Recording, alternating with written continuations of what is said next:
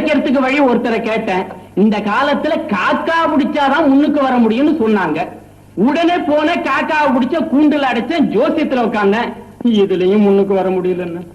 மடையா மடையா சொன்னா ரொம்ப புச்சாலிடா. அவன் இந்த நாட்டுல அதான் பெரிய பிசினஸ் உனக்கு சொல்லியிருக்கான். காக்கா பிடிக்கிறதுன்னு அவன் எதுக்கு சொன்னான்னு உனக்கு புரியல.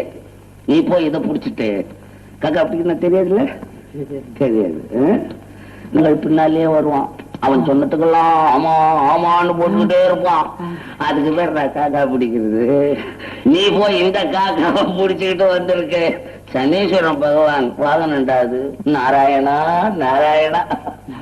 என் பேர் உங்களுக்கு எப்படி தெரியும்? இதுல இருந்து தெரியுதா நீ ஜோசியனா நான் ஜோசியனான்னு?